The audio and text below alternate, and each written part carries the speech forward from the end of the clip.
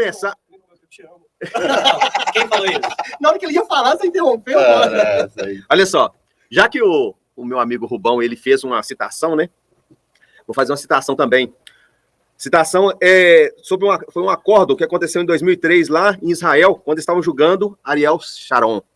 No direito privado, o indivíduo pode se comportar com certo capricho, embora tal capricho não seja o que deveria ser.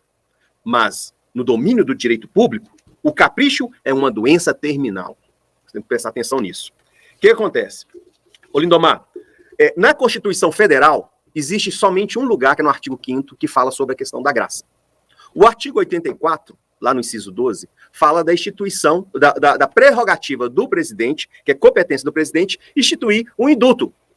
Não fala que indulto que é. Tem dois tipos de indulto. Tem um indulto coletivo, que é dado no final do ano, geralmente indulto natalino, e o indulto pessoal, o indulto individual, que foi o caso que aconteceu aqui. Veja bem, eu não sou advogado criminalista. Eu não vou entrar na questão criminal, na questão do direito criminal, sobre a questão do indulto, e também não vou entrar na questão do processo em si, porque o processo a gente já debateu aqui na semana retrasada sobre o que aconteceu, o que não aconteceu, já demos nossas opiniões. Vou falar da atitude do presidente da República, tá? O decreto do presidente, ele é um ato administrativo, tá? E por ser um ato administrativo, ele tem umas regras. O presidente, quando ele recebeu o mandato, ele não recebeu um cheque em branco, onde ele pode fazer o que ele quiser. Agora eu posso fazer o que eu quiser. Não, não é assim que funciona. Nós vivemos numa república democrática de direito. E nessa república democrática de direito, existe direitos e deveres para todo mundo, principalmente para o agente público. O agente público é o principal em defender o próprio direito. E veja bem, o artigo 37 da Constituição, ele determina quais são os princípios que tem que reger toda a administração pública. A legalidade, a impessoalidade, a moralidade, a eficiência e a publicidade. Então, Lindomar, todos os atos da administração pública têm que estar pautados dentro desses princípios. E dentro desses princípios existe um princípio que chama impessoalidade, que que determina que todos os atos administrativos têm que ser de forma impessoal, não pode ser pessoal. Por mais que seja discricionário o ato administrativo, ele não pode ter um cunho pessoal, ele tem que ser um cunho impessoal. Um dos desdobramentos do princípio da impessoalidade é a finalidade, porque os atos administrativos, todo ato que é feito pelo poder público, ele tem requisitos de validade, senão ele é nulo. Os requisitos de validade é o quê? É a moralidade, a competência, a finalidade, a forma, a motivação, o objeto. Então, são 5 requisitos que ele determina a validade do ato administrativo. No ato discricionário, que é o ato discricionário, é aquele ato onde que existe a questão de oportunidade e conveniência, o agente público ele não precisa demonstrar a motivação e o objeto. Mas os outros atos, os outros requisitos, ele precisa, não é nulo. A competência, ele tem que ser competente para determinar o ato.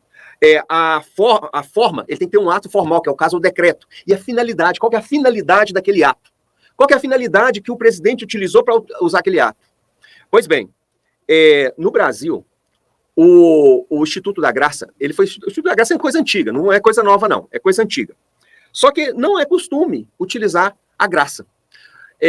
Nunca no Brasil, desde 60 para cá, vou colocar ditadura militar, que era ditadura, e depois a redemocratização a partir de 88, com a nova Constituição. Nunca houve esse Instituto da Graça concedido. O último que foi concedido no Brasil foi para um médio espírita, Zé de Arigó, que foi dado por Juscelino Kubitschek. Juscelino Kubitschek deu a graça para o Zé de Arigó, porque Zé de Arigó foi condenado por charlatanismo. E aí, Juscelino Kubitschek, que tinha lá suas crenças espirituais, pegou e deu para ele o Instituto da Graça. De lá para cá, passamos por quantos presidentes? De lá para cá, foi mais de 60 anos. E mais de 60 anos nunca houve esse tipo de graça. E mais, eu vou mais. Porque a graça, do jeito que foi dado, o presidente da República, ele utilizou fugindo do que seria o porquê do Instituto da Graça. Qual que é a finalidade que existe esse Instituto? A finalidade, normal, tem que ser uma finalidade humanística.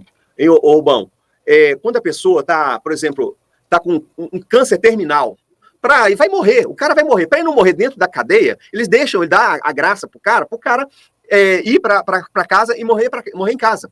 Então ele vai morrer em casa. Por isso que serve o Instituto do Induto. E a finalidade não pode ser a finalidade que foi utilizada pelo presidente da República, porque é escancarada que ele não queria...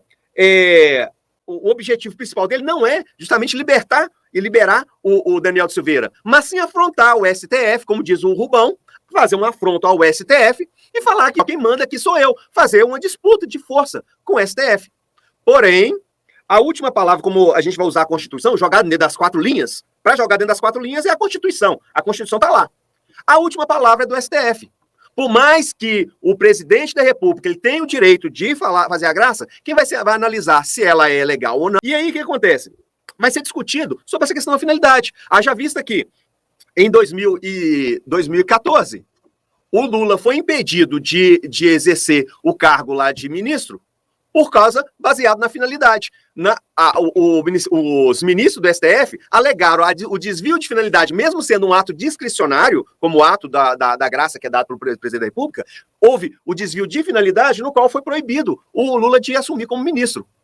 Também a Cristiane Brasil, quando ia ser ministra do Trabalho, entraram com um processo, e aí também a questão do desvio da finalidade, né, ela era condenada na Justiça do Trabalho, ela ser ministra do Trabalho, né? Então, o desvio de finalidade, ele pode ser analisado pelo STF, sim, porque ele é um desdobramento do princípio da impessoalidade e da moralidade, porque esse ato não foi moral, porque se fosse um ato moral, ele não teria dado. Ele não teria dado. Eu não estou discutindo aqui a questão se o processo foi ou não legal, mas sim o ato do presidente da República, que foi um ato de afronto ao STF e não foi um ato republicano. Então, isso é uma pimenta política.